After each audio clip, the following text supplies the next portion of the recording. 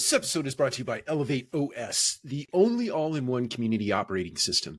Elevate OS transforms property management, combining resident engagement, reservations, rent payments, maintenance, and concierge services into a single super app. It also uniquely integrates access control, intercoms, package lockers, and thermostats, eliminating app fatigue and redefining modern apartment living. Visit elevateos.com/MMN for a free demo and see how they can help you level up your operations. Welcome to another episode of the Multifamily Collective. Let's talk about excellence for a second. I am a huge fan of Tom Peters, and he wrote a book called Built for Excellence. I think it was back in the 1990s, maybe it was back in the 1980s that he wrote this book. And one of his quotes or lines that he used often is excellence is in the next 5 minutes. It's how you respond in time. And that moment can have any catalyst on the front end. So it doesn't matter what the moment is. If you run into somebody in the hallway, excellence is in that moment when you have an opportunity to have a conversation with somebody. When you pause and you're present, and you have a conversation with that person outside of any kind of distraction that you might have, right?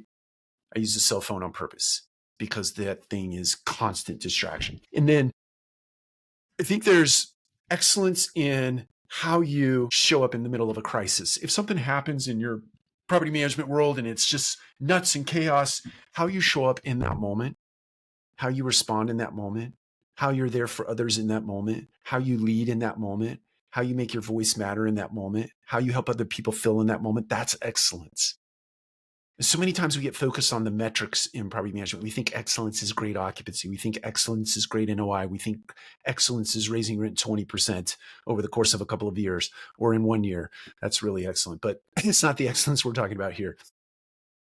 We think about excellence in terms of spreadsheets, rates of return, rates, property values. We think about excellence in that respect, but that's not where excellence happens.